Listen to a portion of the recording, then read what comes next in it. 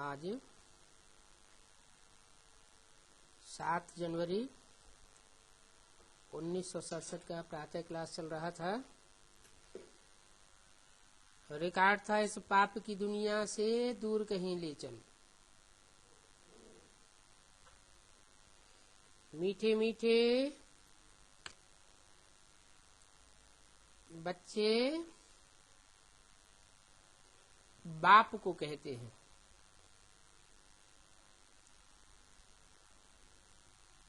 इस पाप की दुनिया से दूर कहीं ले चल।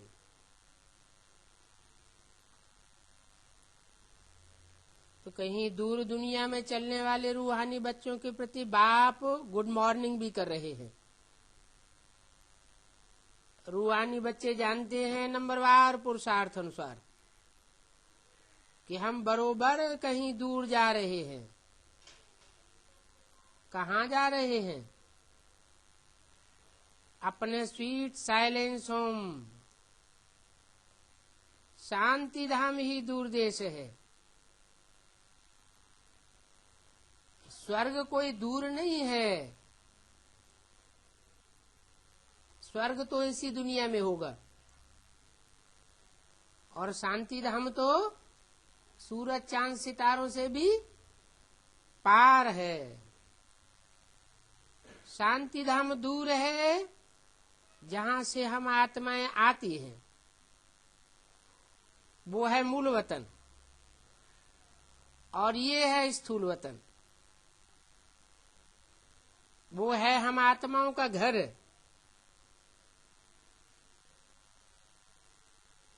उस घर में बाप बगैर तो कोई ले नहीं जा सकता, क्योंकि वो बाप का घर है, आत्माओं का घर है और आत्माओं के बाप का घर है। तुम सब ब्राह्मण ब्राह्मणियां रूहानी सेवा कर रहे हो। ये रूहानी सेवा किसने सिखाई? दूर ले चलने वाले बाप ने सिखाई। ये रूहानी सेवा करके तुम कितनों को ले जावेंगे? अनगिनत आत्माएं हैं। क्यों अनगिनत आत्माएं क्यों बता दी? क्योंकि मनुष्य आत्माओं की तो संख्या बताई हुई है, 500-700 करोड़ है। लेकिन मनुष्य आत्माएं ही थोड़ी ही सृष्टि पर हैं सिर्फ। और भी दूसरे दूसरे प्राणी तो इस सृष्टि पर है ना। कीड़े मकोड़े, पशु पक्षी, जलचर, थलचर, नभचर, भांति भांति के प्राणी हैं। सबके अंदर आत्मा होती है। तो सब आत्माएं इस सृष्टि रूपी रंगमंच को छोड़ करके वापस जावेंगी। इसलिए बोला कि अनगिनत आत्माएं हैं। एक पंडे के तुम सब बच्चे भी हो, तो तुम सब बच्चे भी पंडे हो गए। तुम्हारा नाम ही है पांडव सेना। जैसे ब्रह्मा के बच्चे ब्राह्मण, विष्णु के बच्चे वैष्णव, वैसे पंडे के बच्चे पांडव कहे जाते हैं। तो तुम पांडव सेना हो। तुम बच्चे हर एक को दूर ले चलने के लिए युक्ति बताते हो।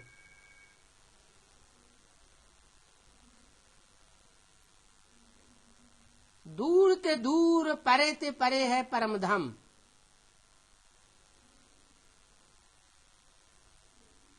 बुद्धि का रास्ता बताते हो।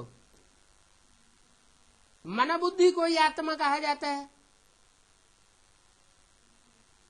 मन बुद्धि जब दूर ते दूर देश में परम धाम में सेट हो जाती है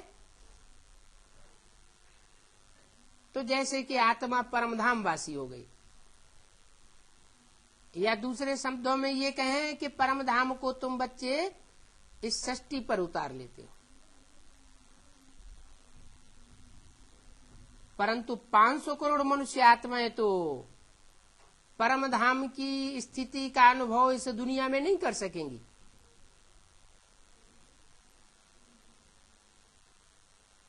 तो उनको रूहानी बच्चे नहीं कहेंगे। रूहानी बच्चे वो हैं जो अभी अभी जीवन रहते रूह की स्टेज में अपने पुरुषार्थ से स्थित हो जाते हैं।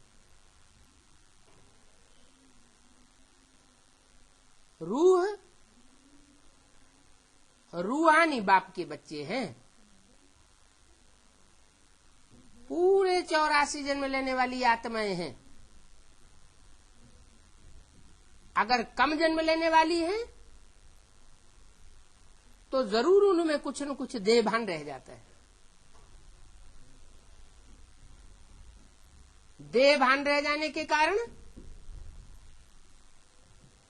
बल्कि वो 83-82 जन्म भी लेती हैं तो भी द्वापर युग से दूसरे दूसरे देहधारी धर्मपिताओं के चक्करी में आ जाती है, उनसे प्रभावित हो जाती है, उनकी प्रजा बन जाती है। प्रभावित माना प्रजा। तो आत्माभिमानी पूरे नहीं बन पाते क्योंकि ज्यादा संग लिया उन्होंने उन देहधारियों का। तुम बच्चे उन देहधारियों से प्रभावित नहीं होते हो, इसलिए तुम हो पक्की पक्की आत्मा। रूहानी बाप के बच्चे, रूहानी बाप के सिवाय और तुम किसी से नहीं सुनते हो।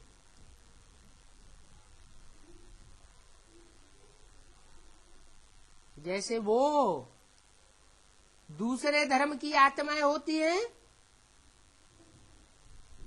तो तुम्हारी बात नहीं सुनती है, समझती भी है कि ये ज्ञान सच्चा है, जान लेते हैं कि इस ज्ञान में ताकत है, फिर भी कहते हैं कि हमारे गुरुजी जब तक नहीं मानेंगे तब तक हम तुम्हारी बात मानने वाले नहीं हैं। इसका मतलब वो रूहानी बाप के बच्चे हैं या देहाभिमानी धर्मगुरुओं के बच्चे हैं? धर्मगुरुओं के बच्चे हैं। तो बाप कहते हैं तुम हो मेरे रूहानी बच्चे।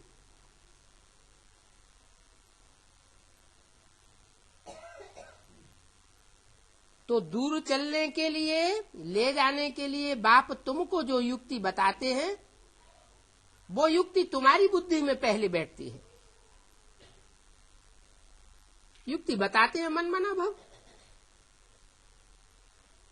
मन मना भव 3 अक्षर है, तीनों के अर्थ है।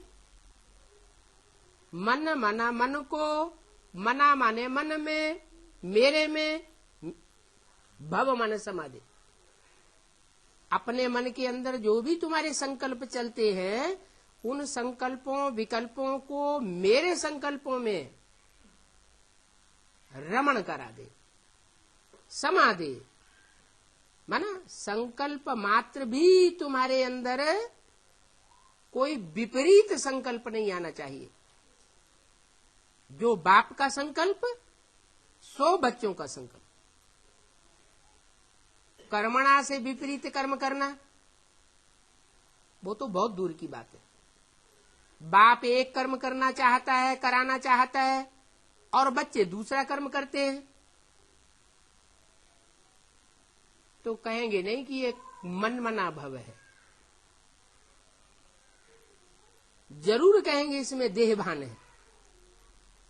रूहानी बाप का रूहानी बच्चा नहीं कहेंगे। तो तुम बच्चे ये पढ़ाई पहले धारण करते हो, और दुनियावी धर्म पिताओं के जो फॉलोअर्स हैं वो इन बातों को बाद में धारण करेंगे। मानना तो सबको पड़ेगा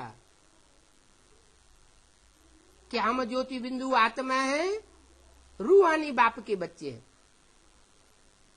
लेकिन जो सहज सहज मानते हैं वो हैं बाप के डायरेक्ट बच्चे, पूरे 84 के चक्र में आने वाले, ऑलराउंडर पार्ट बजाने वाले। और जिनकी बुद्धि में पूरा नहीं बैठता है, या बाद में बैठता है, या मजबूरी से बैठता है, वो देह अभिमानी बाप के बच्चे हैं। सब धर्म पिताएं देह अभिमानी हैं। एक बाप है रूहानी बाप, उसको देह अभिमानी बाप नहीं कह सकते। क्यों? क्योंकि वो देह में आते हुए भी देह भान में फंसता नहीं, वो अभुक्त है, गर्भ से जन्म नहीं लेता, अजन्मा है, किसी शरीर में प्रवेश करता है।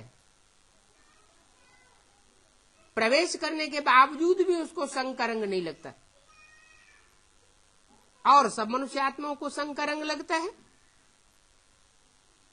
तो बाप भी हमको यही सिखाते हैं, मन्मना भव, मेरे में समा जा। जैसे चुल्लू भर पानी है, सागर में डाल दिया तो सागर में समा गया। सागर में समा गया माने सागर हो गया। तो तुम अपने मन के संकल्पों को मेरे में समा देंगे तो तुम बाप समान बन जाएंगे।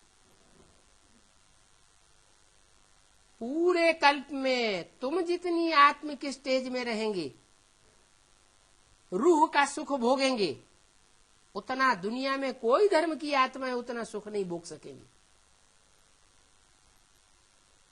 तुम्हारा है 3/4 सुख, और धर्म वालों का है आधा सुख आधा दुख। तुम ज्यादा से ज्यादा 1/4 दुख भोगते हो, उसमें भी नंबरवार बच्चे हैं। कोई बच्चे ऐसे भी हैं जो 82-83 जन्म भी सुख में रहते हैं। क्यों रहते हैं? क्योंकि उन्होंने संगम युग में जब बाप आया तो उन आत्माओं ने आत्मिक स्थिति की ज्यादा प्रैक्टिस की। निराकारी, निर्विकारी, निरहंकारी बाप समान स्टेज को जल्दी प्राप्त करते हैं। तो बाप बताते हैं मनमना भव, बाप को तो याद करो। कहते भी है ना, इस दुनिया से कहीं दूर ले चलो। क्यों ले चलो? क्योंकि कितना भी पुरुषार्थ करते हैं तो भी इन देह अभिमानी सांडों का संग का रंग लग ही जाता है। तुम हो मुट्ठी भर बच्चे जो बाप के डायरेक्ट बच्चे बनते हो। 9 लाख सितारे आसमान में गाए जाते हैं, वो तो आसमान के जड़ सितारे हैं। तुम हो इस दुनिया के, इस धरती के चैतन्य सितारे। उन चैतन्य सितारों का गायन है 9 लाख। उन 9 लाख में भी कोई रात में चमकते हैं और कोई दिन में होते हैं। ऐसे नहीं कि दिन में सितारे होते नहीं है, दिन में भी सितारे होते हैं, लेकिन वो दिन के सितारे सूर्य में अपने प्रकाश को मर्ज कर देते हैं। जो ज्ञान सूर्य इस सृष्टि पर आया हुआ है उसमें अपने को मर्ज कर देना माना अपने स्वभाव संस्कार सब मर्ज कर देना, बाप में समय जाना। संकल्प मात्र भी कोई विरोधाभास नहीं। जो बाप जैसे चलाए जहां ले जाए, जो खिलाए, जो पिलाए, ऐसी स्थिति को प्राप्त कर लेना। उनको कहेंगे मनमना भव। कोई अलग से इच्छा नहीं, जो बाप की इच्छा सो बच्चों की इच्छा।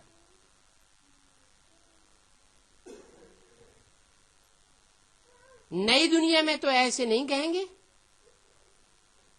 कि कहीं दूर ले चल। इस पुरानी दुनिया में, दुख की दुनिया में कहते हैं कि दूर ले चल। क्यों? नई दुनिया में क्यों नहीं कहते? क्योंकि वहां दुख नहीं होता। दुख क्यों नहीं होता? क्योंकि वहां विधर्मी आत्माओं का संग नहीं लगता, जो हमको बार बार अपने देह अभिमान की तरफ आकर्षित कर लेती है, प्रभावित कर लेती है। उनके संग का रंग हमको लग जाता है।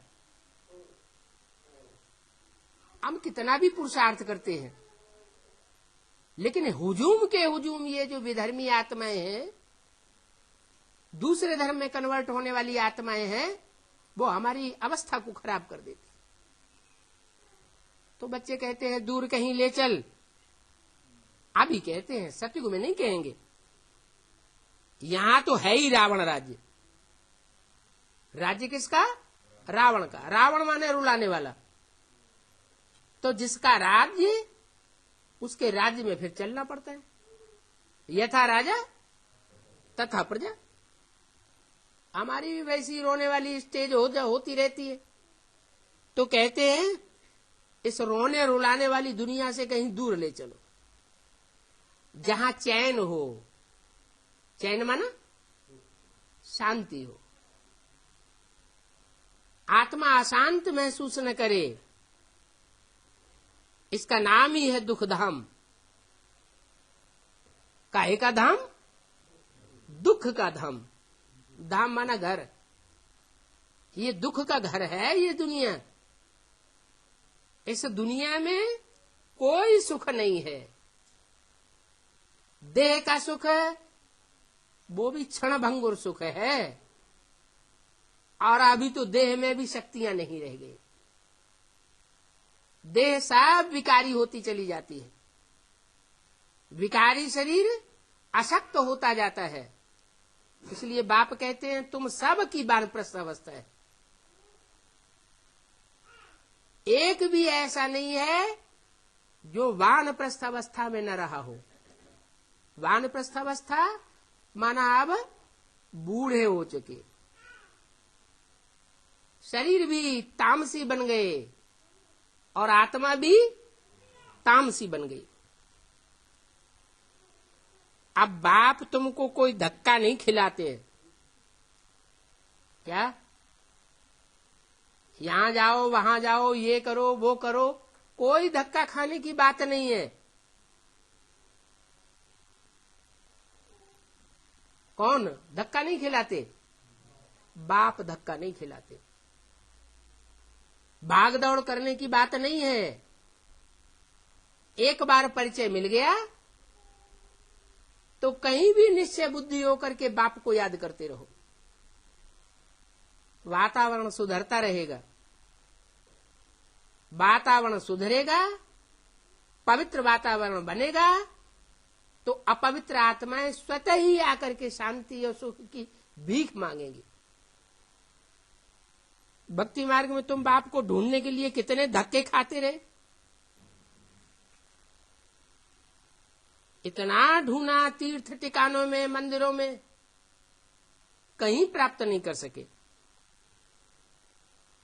बाप खुद कहते हैं मैं तो बहुत गुप्त हूं। इतना गुप्त हूं कि मेरे को कोई इन स्थूल आंखों से देख भी नहीं सकते। बल कितने भी दुनिया में धक्के खाते रहे, इन आंखों से मेरे को कोई नहीं देख सकता। इसलिए कहते हैं कि यहां दर्शन करने की बात नहीं है। कोई कहते हैं हम तुम्हारे गुरु जी के दर्शन तो कर लें। तो उनकी बुद्धि में बात बैठी नहीं है। ये धक्के खिलाने वाला गुरु नहीं है, दर्शन करने वाली बात ही नहीं है, वो तो ज्योति बिंदु है। बिंदु बिंदु आत्माओं का बाप है। आत्मा है ज्योति बिंदु, बाप भी ज्योति बिंदु। ज्योति बिंदु का बड़ा आकार बनाई दिया है सेवा पूजा करने के लिए, नहीं तो पूजा कैसे करें। भक्ति मार्ग में होती है पूजा और ज्ञान मार्ग में होती है याद। किसकी याद? असली स्वरूप की याद। असली स्वरूप क्या है? मेरी आत्मा का असली स्वरूप भी ज्योति बिंदु है। लेकिन पता कैसे चले?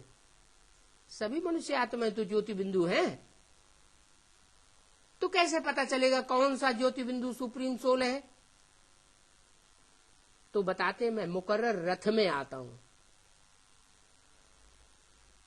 जिस मुकर्रर रथ में आता हूं उस मुकर्रर स्वरूप को पहचान लिया तो जैसे शिव बाबा को पहचान लिया।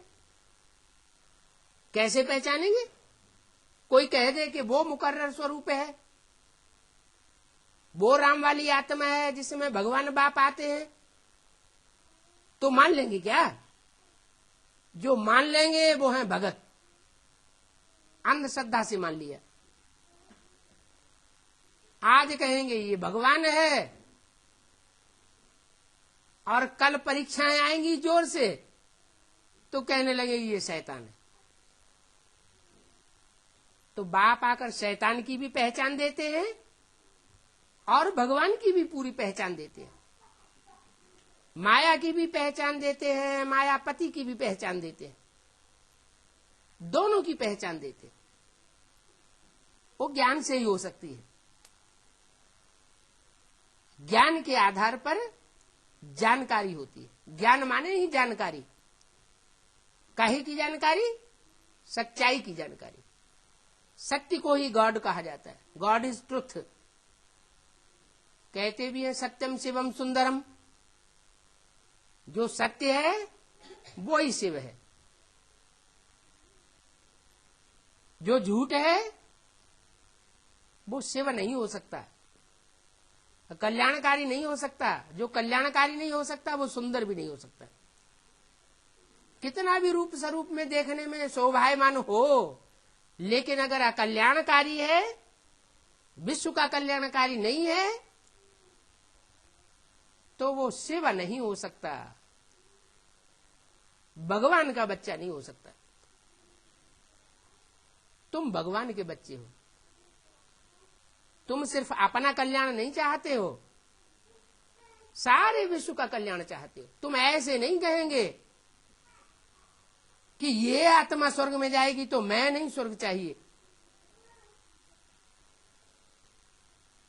ये पार्टी है, वो पार्टी है। नहीं, कोई भी आत्मा हो, तुम सबका कल्याण चाहते हो। एक का भी अगर अकल्याण चाहने वाला है तो उसको विश्व कल्याणकारी नहीं कहेंगे। एक आत्मा को भी विश्व में से अलग नहीं किया जा सकता। हर आत्मा का पार्ट मुकर्रर है, कोई भी आत्मा का पार्ट निकाला नहीं जा सकता।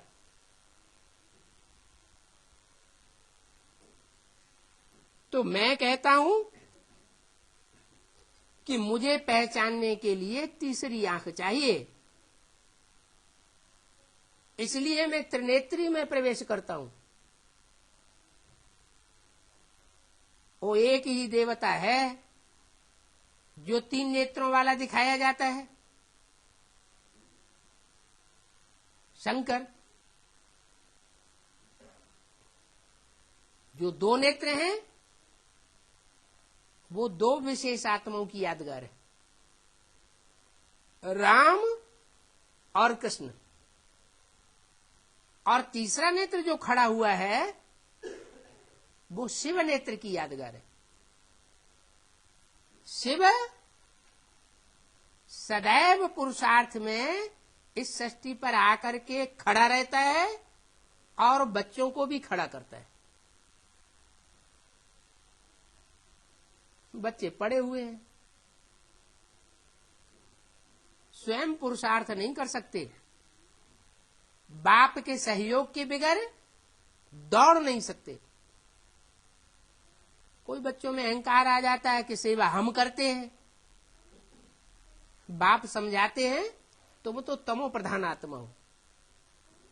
तमो प्रधान आत्मा को तो अपनी ही विकारों की रग लगी रहती है, वो किसी की क्या सेवा करेगा। जो खुद निर्विकारी हो वो दूसरों को निर्विकारी बनाने का पुरुषार्थ कराएगा।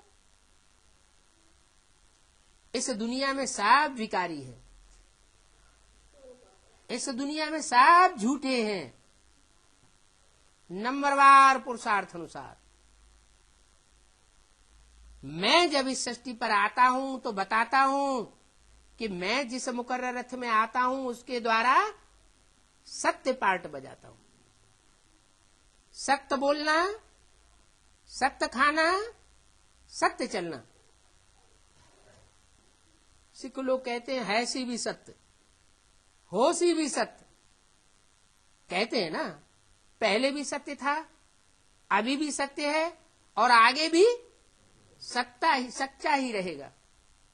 सच्चा कभी झूठा नहीं हो सकता। सच्चे को कोई कितना भी झूठ बनाना चाहे, सच्चाई एक दिन सर के ऊपर चढ़ करके बोलती है। तो वो सत्य बाप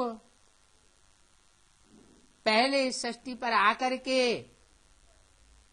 नम्र रूप में पार्ट बजाता है, बहुत नम्रता से पार्ट बजाता है। बच्चों को बार बार बोलता है, बच्चे नहीं मानते हैं तो भी अहंकार नहीं, निरहंकारी बाप है। एक बार नहीं, 2 बार नहीं, 10 बार नहीं, 100 बार नहीं, 1000 बार, बार बार बच्चों से गलतियां होती हैं, बाप उनको सुधारने की कोशिश करता है। वो मां का पार्ट कब तक चलता है?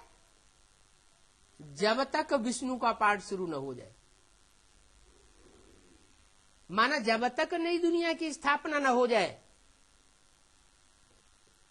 तब तक नम्रता का पार्ट चलता रहता है। पहले पूरा पूरा नम्र, लवफुल पार्ट, और बाद में थोड़ा नम्र और थोड़ा कठोर।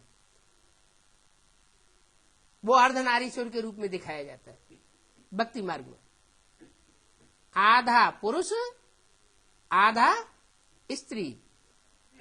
स्त्री चोला माना ब्रह्मा की सोल कोई पुरुष तन में प्रवेश करती है और ज्ञान सूर्य भी उसमें प्रवेश करता है, शिव भी प्रवेश करता है। तो ज्ञान सूर्य जिस तन में प्रवेश करता है वो पुरुष पार्ट हुआ, क्योंकि कोई नरतन में ही प्रवेश करता है। और ब्रह्मा की सोल जिस तन में प्रवेश करती है वो चंद्रमा के रूप में शीतल पार्ट बजाने वाली दिखाई जाती है। मस्तक के ऊपर चंद्रमा दिखाते हैं। दोनों ही आत्माएं प्रवेश है, चंद्रमा भी प्रवेश है, ज्ञान चंद्रमा ब्रह्म, और शिव ज्ञान सूर्य भी प्रवेश है। एक है तीखा और एक है मीठा, दोनों का साथ साथ पाठ चलता है। अभी 70 साल होने जा रहे हैं। ब्राह्मणों की दुनिया में ब्रह्मा की सोल अभी भी मां के रूप में प्यार का पार्ट बजाए रही है। समझाते ही रहते। कोई बच्चा कितना भी दुष्ट संकल्प करने वाला हो, दुष्ट वाचा बोलने वाला हो, दुष्ट कर्म करने वाला हो, फिर भी उन बच्चों को रहम की दृष्टि से देखते। फिर तीसरा रूप आता है सदगुरु का। मां के रूप में भी टीचर बनता है, ऊंची पढ़ाई पढ़ाने के लिए भी सुप्रीम टीचर बनता है, लेकिन प्यार से पढ़ाता है। फिर तीसरा रूप जो कठोर रूप है वो उन आत्माओं के लिए है जो सुधरने का नाम ही नहीं लेते। ऐसी बीज रूप आत्माएं हैं जिनका छिलका बहुत कड़ा है। कोई बीज होते हैं मोटे छिलके वाले होते हैं, कड़क छिलका होता है। कोई बीज होते हैं पतला छिलका होता है, हल्का छिलका होता है, जल्दी उतर जाता है। तो जो बाप के रूहानी बच्चे हैं, रूह की स्टेज में रहने वाले हैं, वो सारी दुनिया के बीज हैं, माना सारी दुनिया के बाप हैं। उन आत्माओं में सूर्यवंशियों के भी बाप है। जो सूर्यवंशी प्रजावर्ग की आत्माएं हैं उनके भी बाप हैं, चंद्रवंशियों के भी बाप हैं। उन बीजरूप आत्माओं में ही हैं। इस्लाम वंशियों के भी बाप हैं, वो बीज जो रूहानी स्टेज में अंत में टिकेंगे। बौद्ध वंशियों के भी हैं, क्रिश्चियन वंशियों के भी हैं। हर धर्म की बीज रूप आत्माएं उन 4.5 लाख में मौजूद है। तो हर धर्म की बीज रूप आत्माओं का फाउंडेशन जैसे कि पहले जन्म से ही पड़ जाता है, लेकिन बीज अपने अपने टाइम पर जब समय आता है, मौसम आता है, तो उगता है। हर एक बीज हर एक मौसम में नहीं उगता। ऋतुएं होती है ना, ऐसी ये बीज रूप आत्माओं की भी अपनी अपनी ऋतु है। जब 1250 वर्ष शुरुआत में सृष्टि चलती है, सतो प्रधान सतयुग की सृष्टि चलती है, तो सूर्यवंशी आत्मा ही जन्म लेती है। सूर्यवंशी बीजों के द्वारा ही उनकी उत्पत्ति होती रहती है। परमधाम से उतरती है और सूर्यवंशी पार्ट बजाती है। 16 कला संपूर्ण से लेकर 14 कला संपूर्ण तक भी। और जैसे ही त्रेता युग शुरू होता है और परमधाम से चांदी जैसी आत्मा उतरना शुरू होती है, तो उनके भी बीज है। वो बीज रूप आत्माएं 16 कला संपूर्ण भले न बने, लेकिन 14 कला से लेकर के 8 कला संपूर्ण बनने वाली आत्माएं, वो भी त्रेता में उतरती हैं। तो वो जो त्रेता में उतरती हैं वो चांदी जैसी आत्माएं हैं, लेकिन उनके बीज पहले से ही इस सृष्टि पर मौजूद होते हैं। माना पूरे 84 जन्म लेने वाले होते हैं। तो वो बीज जब त्रेता में आते हैं तो वो चंद्रवंशियों के साथ मिक्स हो जाते हैं। जो चांदी जैसा पार्ट बजाने वाली आत्माएं परमधाम से उतरती हैं, उनके साथ मिक्स हो जाते हैं। ऐसे ही द्वापर में होता है। जो इस्लाम वंशी आत्माएं हैं बीज रूप, वो इस्लाम वंशी आत्माएं उस धर्म में मिक्स तो नहीं होती, लेकिन जो ऊपर से आने वाली इस्लाम धर्म की आत्माएं हैं उनको जन्म देने के निमित्त बन जाती है। जैसे सिद्धार्थ की आत्मा ने राजा शुद्धोधन से जन्म लिया,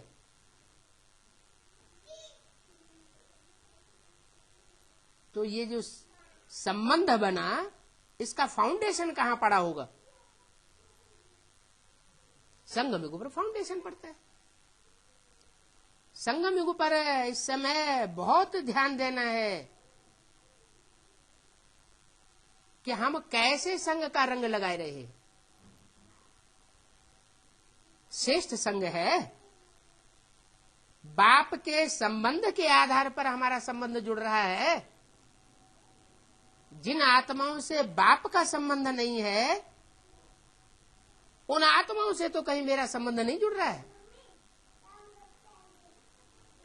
जिनका बाप से संबंध है, उनका हमारे साथ संबंध होना चाहिए। जिन आत्माओं का बाप से डायरेक्ट संबंध नहीं, उनसे हमारा संबंध नहीं जुटना चाहिए। अगर जुड़ता है तो वो आत्माएं अगले जन्मों में द्वापर युग से हमारे संसर्ग और संपर्क और संबंध में जरूर आवेंगी, और आवेंगी तो उनके संग का रंग हमको लगेगा। भले शुद्धोधन से सिद्धार्थ जन्म लेता है और सिद्धार्थ में महात्मा बुद्ध की सोल प्रवेश करती है, और शुद्धोधन राजा जो है वो अपने बच्चे से प्रभावित नहीं होता, धर्म में कन्वर्ट नहीं होता, बौद्ध धर्म नहीं अपनाता। लेकिन वो सिद्धार्थ जिसमें महात्मा बुद्ध की सोल प्रवेश करती है, वो प्रवेश करने वाली आत्मा क्योंकि नई आत्मा उतरी है, तो उस सिद्धार्थ के द्वारा ऐसा श्रेष्ठ और पावरफुल पार्ट बजाती है कि उसको शुद्धोधन राजा अपने देश से बाहर भी निकाल देता है, तो भी विदेशों में जाकर के अपने धर्म का तेजी से प्रचार करती है। इतनी तेजी से प्रचार करती है कि चीन, जापान जैसे देशों में जाकर के धर्म संस्था स्थापन कर देती है। देश देशांतर में उस बच्चे का नाम बाला होता है, शुद्धोधन राजा चमत्कृत हो जाता है कि मेरा बच्चा जिसे मैंने इस देश से बाहर निकाल दिया, वो कितनी कीर्ति अर्जन कर रहा है, कितनी आत्माएं उससे प्रभावित हो रही है। तो शुद्धोधन जो बाप बना हुआ है, राजा बना हुआ है भारत के अंदर, उसके अंदर उस बच्चे के प्रति मोह का संबंध जुट जाता है, और वो मोह 2-4 जन्म के बाद अपना प्रभाव दिखाता है। कोई भी कर्म है, अगर बहुत तीव्रता से किया जाएगा तो इस जन्म में भी फल दे सकता है और अगले जन्म में भी फल दे सकता है। अगर धीमी गति से किया जाएगा तो 2-4-8 जन्मों के बाद भी फल दे सकता है। तो शुद्धोधन राजा की वो बच्चे के प्रति मोह की वृत्ति 2-4 जन्म के बाद बौद्ध धर्म में उसको जन्म दिला देती है। किसको? शुद्धोधन का जाकर के बौद्ध धर्म में जन्म हो जाता है। तो बौद्धियों के साथ जन्म होगा, बौद्धियों के घरों में जाके जन्म होगा, तो संघ का रंग लगेगा या नहीं लगेगा? जरूर लगेगा। ये संघ का रंग लगाने की शूटिंग कहां की होगी? संघ में यहां शूटिंग कर ली। अच्छा चलो, वो तो आधार मूर्त आत्मा है सिद्धार्थ, जो बीज रूप शुद्धोधन से जन्म लेती है। लेकिन जो बीज रूप शुद्धोधन है, उसको भी तो कोई जन्म देने वाला बाप होता है। उसका बाप था राजा बिंदुसार। ये द्वापर युग की बातें हैं। उस समय बाप भी जिंदा रहता था बहुत वर्षों तक, और ग्रैंडफादर भी जिंदा रहता था। तो ग्रैंडफादर ने भी देखा कि मेरा पोत्रा कितना महान मान मर्तबे का अर्जन कर रहा है, और मेरे बच्चे से पैदा हुआ, तो फख्र उनको भी आता है। बल्कि पोत्रे की तरफ तो डाडे का ज्यादा ही प्यार जाता है, क्योंकि बाप अपनी मिल्कियत बच्चे को दे या न दे, लेकिन डाडा माना ग्रैंडफादर अपने बच्चे को, अपने पोत्रे को अपनी मिल्कियत का हिस्सा जरूर देने का हकदार बनाता है।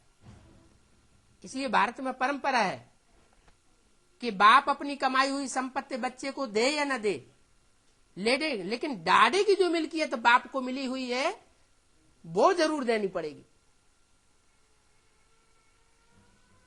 तो जो ग्रैंडफादर बिंदुसार है उसकी वृत्ति उस पोत्र की तरफ जाती है। इस कारण उस बाप को भी, माना ग्रैंडफादर बिंदुसार को भी वहां जाकर के जन्म लेना पड़ता है। तो धर्म पिताएं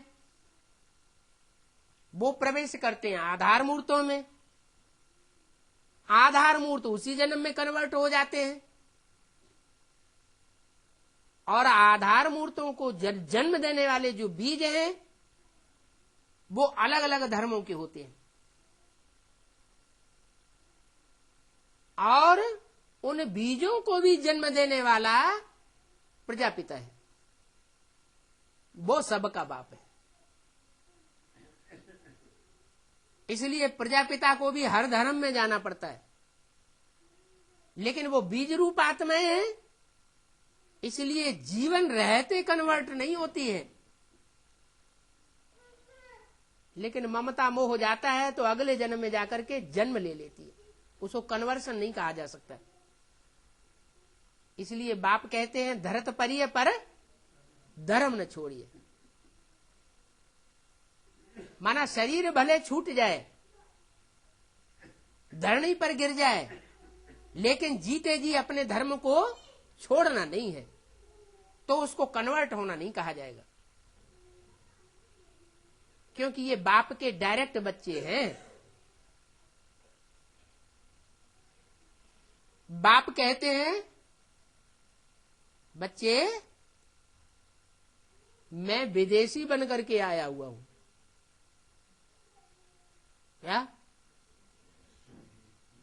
जो धर्म पिताएं हैं वो आधार मूर्तों में प्रवेश करते हैं, आधार मूर्त बीज रूप आत्माओं से जन्म लेते हैं और उन बीज रूप बापों को जन्म देने वाला एक बाप है, जिसे सब बापों का बाप कहा जाता है। वो भी कन्वर्ट नहीं होता, उसके बीज रूप बच्चे भी कन्वर्ट नहीं होते, लेकिन प्रभावित हो जाते। माया ऐसी है जो किसी को छोड़ती नहीं है, संग का रंग सबको लगता है। कोई ऐसा अहंकार नहीं कर सकता कि मैं माया से कभी हार नहीं खाता हूं। क्यों? क्योंकि बाप सर्वशक्तिवान है तो माया भी सर्वशक्तिवान, किसी को नहीं छोड़ती। ऐसे नहीं कि तथाकथित ब्राह्मण बोलते हैं अरे राम की आत्मा तो फेल हो गई। अरे राम की आत्मा फेल हो गई तो फिर कोई फेल होने से बचेगा क्या? कोई नहीं बच सकता। हाँ, इतना अंतर जरूर है कि कोई शुरुआत के मासिक त्रैमासिक एग्जाम में फेल हो जाते हैं और फाइनल में पास हो जाते हैं, और कोई ऐसे होते हैं कि शुरुआत में पास होते रहते हैं और लास्ट में जाके सो जाते हैं। जैसे खरगोश और कछुआ की दौड़ कहानी दिखाते हैं। दोनों में दौड़ हुई तो कछुआ अपने धीमी धीमी चाल से दौड़ता रहा, खरगोश भी दौड़ा, उसको अहंकार आ गया, अरे ये क्या मेरा मुकाबला करेगा। तो थोड़ा दौड़ा और गर्मी आई तो झाड़ी में जाकर के आराम करने लगा कि अरे जब तक ये थोड़ा आगे जाएगा तब तक हम इसको क्रॉस कर जाएंगे। नींद आई तो बस गया। यहां भी बच्चों को नींद आती है। कुंभकर्णों का संग लगा हुआ है 63 जन्मों का। वो संग का रंग अपना प्रभाव दिखाता है। नहीं तो कोई बच्चे ऐसे भी हैं जिनको नींद नहीं आती है, ऐसे भी हैं या नहीं है? ऐसे भी हैं, पुरुषार्थ में कड़क रूप अपनाते हैं, कितने भी थके हुए होंगे लेकिन जब क्लास होगा तो नींद नहीं करेंगे। तो ये क्या कारण है? उनको नींद आती है और उनको नींद नहीं आती। कोई तो कारण होगा। क्या कारण है? जिनको नींद नहीं आती है, जिनको नींद नहीं आती है, वो कोई से प्रभावित नहीं हुए हैं, या प्रभावित हुए भी हैं तो बहुत थोड़ा प्रभावित हुए। इसलिए जब प्रभावित ही नहीं होते तो संग का रंग भी नहीं लग सकता। और जो प्रभावित हो जाते हैं वो तो प्रजा बन जाते हैं। तो राजा तो पावरफुल होता है, यथा राजा तथा उससे प्रभावित होने वाली प्रजा। राजा जो भाषा अपनाएगा, प्रजा को भी वो भाषा अपनानी पड़े। राजा जो कानून बनाएगा, प्रजा को वो कानून मानना पड़े। तो बहुत संग का रंग लगता है। तो बहुत ध्यान रखना है पुरुषार्थी जीवन में कि हम एक से प्रभावित होते हैं या अनेकों से प्रभावित हो रहे हैं। एक की मत पर चलते हैं या अनेकों की मत पर चलते हैं। एक जो ऊंचे ते ऊंचे है, श्री श्री 108 जगत गुरु, सच्चा जगत गुरु, झूठा नहीं। क्योंकि गुरुओं का टाइटल तो बहुत धराई लेते हैं, लेकिन सतगुरु तो एक ही होता है। सिख लोग भी कहते हैं एक सदगुरु अकाल मूर्त।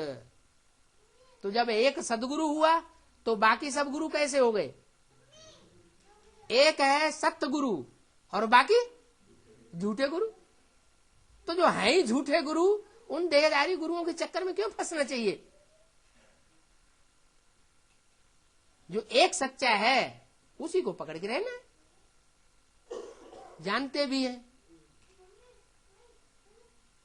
कि एक से एक बढ़कर के ऊंचे पाटधारी हैं, लेकिन भगवान सबसे ऊंचा पाटधारी है। उससे ऊंचे तो ऊंचे कोई होता ही नहीं, लेकिन फिर भी चक्करी में फंस जाते हैं। हनुमान के भगत हैं, हनुमान की पूजा करेंगे। हनुमान राम की पूजा करेंगे, राम शंकर की पूजा करेंगे, और शंकर शिव की पूजा करेंगे। अरे तो एक ही ऊंचते ऊंच को क्यों न पकड़ लो? जानते तो हैं, फिर भी जानबूझ करके संग के रंग में आ जाते। और ऐसे संग के रंग में आते हैं कि जैसे भगवान के लिए कहा जाता है तुमेव माता च पिता तुमेव बंधु च सखा तुमेव। सारे संबंध है आपस में ही जोड़ना शुरू कर देते। तो आपस में ही जब संबंध जोड़ेंगे संगम युग में, तो कमजोरी आएगी, आत्मा की बैटरी डिस्चार्ज होगी या चार्ज होगी? आत्मा की बैटरी डिस्चार्ज होती रहेगी। ये देह की जो इंद्रियां है ना, ये इंद्रियों से जब संग होता है देहधारियों के साथ, तो बैटरी जरूर डिस्चार्ज होती है। जैसे कोई बैटरी में से वायर निकाले जाते हैं और उन वायर्स का कनेक्शन खाली बैटरी के साथ कर दिया जाए, तो बड़ी बैटरी में कितनी भी पावर भरी हुई हो, वो पावर डिस्चार्ज हो जाएगी। ये भी हमारी भी आत्मा रूपी बैटरीज हैं। ये आत्मा रूपी बैटरीज एक पावर हाउस से डायरेक्ट संग के रंग में आनी चाहिए। एक से सुनो, अनेकों से सुना तो व्यभिचारी ज्ञान हो जाएगा। जैसे वैश्या व्यभिचारी होती है या आप व्यभिचारी होती है, वैश्या व्यभिचारी होती है, तो उसमें चरित्र की पावर नहीं होती, प्योरिटी की पावर नहीं होती, वैश्या के मुख से निकले हुए महावाक्य वो असर नहीं करते हैं। और कोई सधवा हो, एक पतिव्रतधारी हो, कभी अपवित्र बनी नहीं हो, तो उसके मुख से जो भी वाक्य निकलेगा वो सत्य साबित हो जाता है, सती सावित्री कही जाती है। तो प्योरिटी में बड़ी ताकत है। जन्म जन्मांतर का भाग्य अभी हम बना सकते हैं और अभी बिगाड़ सकते हैं। एक बाप को पहचाना तो उस एक पर ही न्योछावर जाना चाहिए, एक की ही मत पर चलना चाहिए,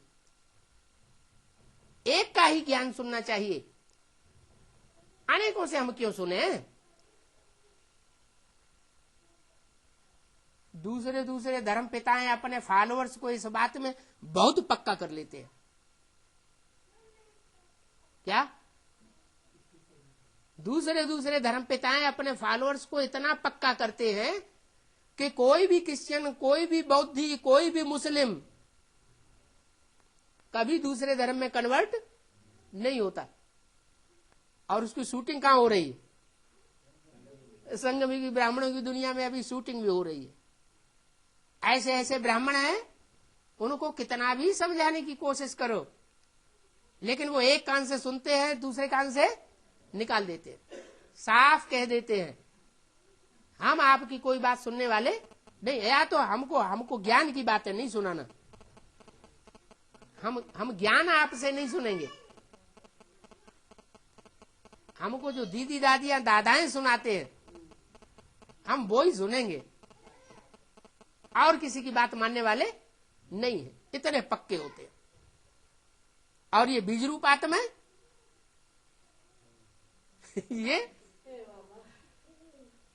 ये संग के रंग में आती रहती है। नंबरवार बीज हैं। वो बीज रूप आत्माओं में सिर्फ 10% ऐसी है जो दूसरों के प्रभाव में नहीं आती, अपने धर्म की पक्की है। माने ज्ञान सूर्य को ही फॉलो करेंगी और किसी दूसरे को फॉलो नहीं करेंगे, तो जरूर उनमें पावर रहेगी। लेकिन उनमें भी नंबरवार है।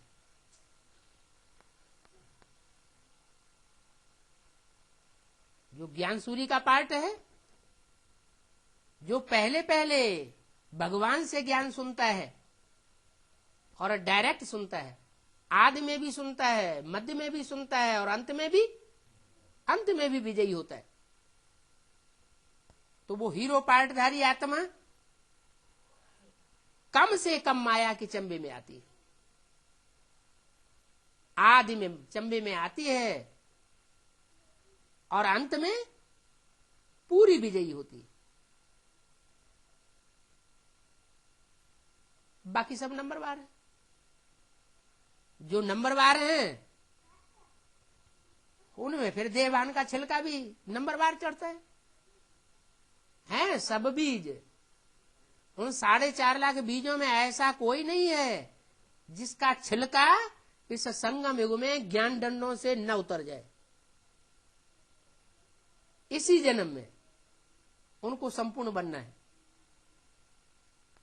अगले जन्म में नहीं। अगले जन्म में तो कोई भी आत्मा संपूर्ण नहीं बनेगी। 8 ऐसे हैं जिन्हें डंडे खाने की भी दरकार नहीं पड़ती, धक्के खाने की भी दरकार नहीं पड़ती, क्योंकि उन्होंने एक को पकड़ लिया तो पकड़ लिया। एक है साधे सब सद है, सब साधे सब जाए। तो एक में ताकत रहती है। अनेकों के संग के रंग में जाने से ताकत क्षीण हो जाती है। इतनी ताकत रहती है एक के संग के रंग में कि दुख दुख अनुभव ही नहीं होता, समस्या समस्या का रूप अनुभव नहीं होता, जैसे कि बाप अपनी गोदी में लेकर के चलता है। दूसरी आत्मा ये समझती हैं, बाप रे कितना दुख सहन करना पड़ता है। रामायण जब पढ़ेंगे तो कोई रामायण पढ़ते पढ़ते रोना शुरू कर देते हैं, अरे बाप रे राम को इतने दुख, हमारे राम भगवान इतने दुखी होते हैं। अरे थोड़ा अंदर से सोचो, वो राम की आत्मा दुखी होती है कि तुम ही दुखी हो रहे हो? हैं? राम की आत्मा को तो दुख भासता नहीं, और तुम इतने दुखी क्यों होते हो?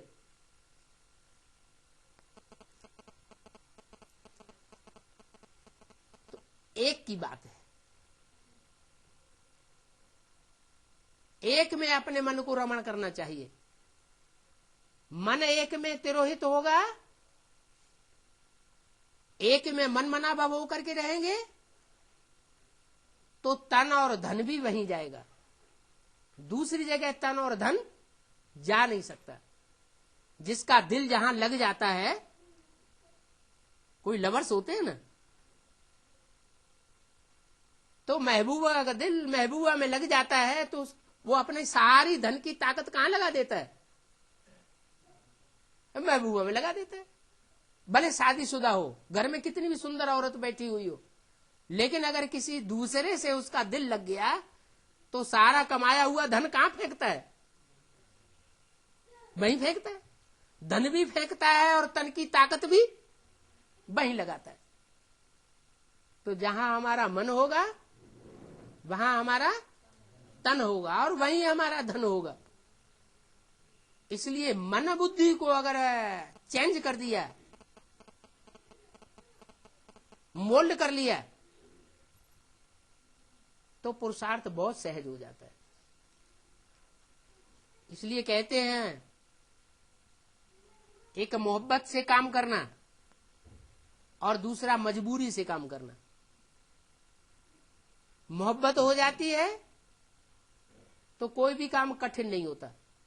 कहानियां बना दी है कि सीरी को पाने के लिए फरियाद ने पहाड़ काट करके नदी निकाल ली। अब पहाड़ काट के नदी थोड़ी ही निकाली जाती है, माने पहाड़ जैसा जो काम है वो काम भी पूरा कर लिया और ज्ञान जल निकाल करके सारे संसार में बहा दिया। शास्त्रों में दिखाते हैं कि बड़े लंबे समय तक तपस्या की तो गंगा ऊपर से नीचे आई। नीचे तो आई लेकिन कहां समा गई? शंकर की जटाओं में समा गई। तो आने का कोई फायदा ही नहीं हुआ। अब हम बच्चे जानते हैं कि ज्ञान गंगा ऊपर से नीचे आई और आकर के कहां समा गई? कब समा गई? है? ज्ञान गंगा ऊपर से आई नीचे और समा गई। कहां समा गई? है? शंकर की जटाओं में समा गई। शंकर की जटाओं में समा गई। अब फिर उनको तपस्या करनी पड़े तो फिर दोबारा तपस्या करते हैं। दोबारा तपस्या करते हैं तब गंगा जटाओं से इस षष्ठी पर आती है। तो अभी भी ज्ञान गंगा की प्रत्यक्षता नहीं हुई है। अगर ज्ञान गंगा की प्रत्यक्षता हुई हो तो उत्तर भारत के लोग जरूर समझ जाएंगे।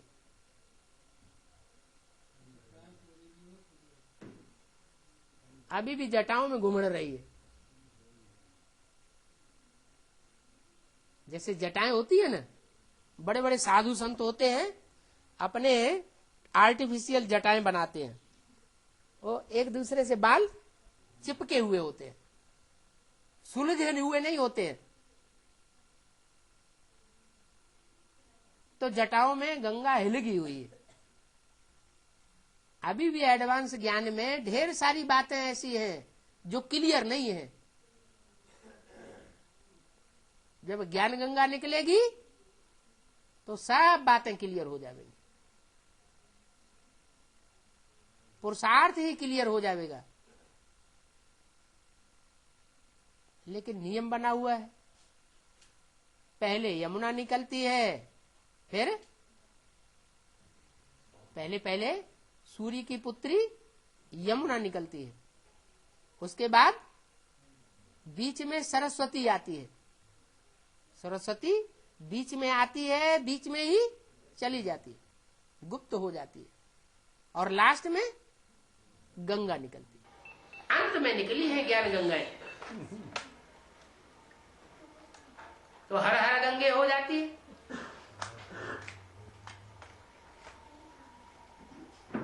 तो सर के ऊपर धारण किया जाता है, क्यों? पार्वती को गोद में बैठाया और गंगा को सर के ऊपर क्यों बैठा लिया? चंद्रमा को भी मस्तक पर बैठाया, सर के ऊपर नहीं चढ़ाया, मस्तक में थोड़ा नीचे दिखाते हैं, और गंगा को एकदम सर के ऊपर। तो कोई कारण रहा होगा ना। फिर गाते हैं राम तेरी गंगा मैली। अरे कब मैली? सागर से कनेक्शन है तो मैली, या सागर से कनेक्शन टूटा हुआ है तो मैली? ज्ञान सागर से कनेक्शन नहीं होता है तो नदी नाला बन जाती है, सागर से कनेक्शन होता है तो नदी पतित पावनी बन जाती है। वो भी भारत की नदियों का गायन है। भारत में भी दक्षिण भारत की नदियों का गायन नहीं है पतित पावनी। किसका गायन है? उत्तर भारत की नदियों का गायन। भारत की महिमा है। विदेशी नदियों में कोई स्नान करने नहीं जाता। भक्ति मार्ग में कोई विदेशी नदियों में स्नान करने के लिए मेले लगाते हैं? नहीं लगाते। नदियां तो विदेशों में भी है, वहां क्यों नहीं स्नान करने जाते? क्योंकि विदेशों में ऐसा तो नहीं है कि विदेशों से नदियां नहीं निकलती ज्ञान वाली। निकलती है या नहीं निकलती है? निकलती तो हैं, लेकिन वो सर के ऊपर सवार होने योग्य पुरुषार्थ नहीं करती। जो बहुत प्यारा बच्चा होता है, बहुत सर्विसेबल होता है, तो बाप उसको प्यार में आकर के सर के ऊपर चढ़ा के रखते हैं। ओम शांति।